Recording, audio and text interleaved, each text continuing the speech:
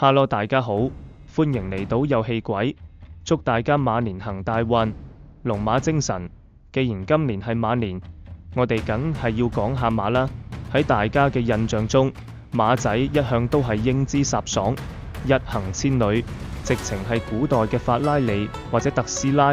上一集我哋講到朱將軍點樣為李世民犧牲，咁作為戰場上最強隊友嘅馬仔，喺當年玉皇大帝選拔12生肖嘅天庭大賽車入面，應該係坐定粒六，贏到開行啦。點知歷史嘅真相往往出人意料，原來當年呢隻古代超跑差點連報名資格都冇，甚至仲差啲被玉帝永久停賽。究竟呢隻馬仔做錯咗啲乜嘢，會被玉帝燉冬菇？今集同你一齊拆解馬仔嘅生肖入閘內幕。要講呢單嘢，我哋要將時間倒流返去好耐以前。其實最初嘅馬仔同依家喺草地食草嘅馬完全唔同。傳聞佢當時唔單止識喺地下跑，仲生咗一對好似天鵝咁靚嘅大翼，識得喺天上面飛。冇錯，佢就係傳說中嘅天馬。因為有對翼又跑得快，天馬當時喺天庭直情係明星級神獸，專門負責幫玉皇大帝護駕，地位崇高。不過正所謂少年得志，語無倫次，能力太強往往就會令人膨脹。呢隻天馬因為太受寵，開始變得極度囂張跋扈。佢覺得自己係天庭第一畜，邊個都唔放喺眼內，周圍惹是生非，簡直就係天庭嘅超級老爸。終於有一日，佢竟然膽生毛，私自飛出天宮，直奔東海，要硬闖龍宮。守門口嘅神龜大佬點會俾佢過啫？梗係即刻 call 齊馬仔攔住佢。點知呢個暴走族竟然惱羞成怒，一句神龜起飛腳就咁踢死人哋，殺咗隻神龜，人證物證俱在。海龍王即刻上天庭告御狀。玉帝一聽大為震怒，大手一揮，下令將天馬背脊嗰對引以為傲嘅大翼直接斬咗落嚟。唔單止咁，玉帝仲將佢壓喺高聳入雲嘅山底，足足壓咗300年，等佢好好反省。呢次真係由天庭超跑變咗落難死火車，跌落人生谷底。時光飛逝，眨下眼就咁過咗200幾年。有日，人類始祖路過山，呢個時候天宮馬房嘅神仙見時機成熟，偷偷同天馬通風報信，話俾佢聽：阿馬，你時運到啦，人類始祖正喺你個山頭經過，想甩身就靠佢。天馬一聽到，即刻聲嘶力竭咁大喊：善良嘅人祖啊，快啲救救小弟！只要你肯放我出嚟，我願意同你去凡間，終生為你效犬馬之勞啊！人祖見佢咁有誠意，又的確面目可憐，於是大發慈悲，按照天馬嘅指示，掄起大斧就咁劈開咗山頂棵土樹。話口未完，只聽轟隆一聲巨響，地動山搖，天馬終於破山而出，重獲自由身。所謂誠信值千金，由呢一刻開始，天馬的確洗心革面，跟住人祖走入凡塵。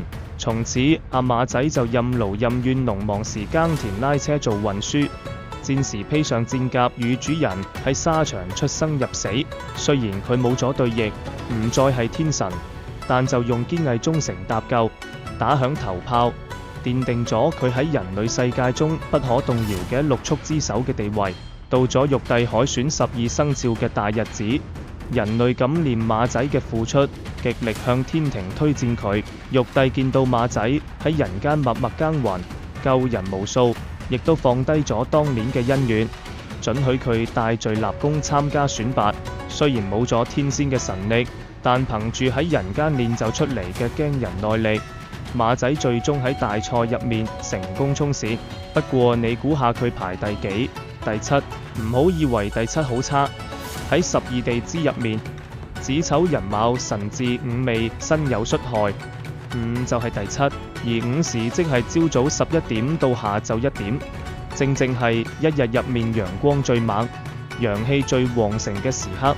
呢個時候嘅馬仔精神抖擻，昂首闊步，同午時嘅剛健氣質簡直係絕配。所以話天命第七，反而仲襯托出佢嘅威風。而家我哋日嘈夜嘈嘅成語龍馬精神，唔係話騎條龍同埋馬。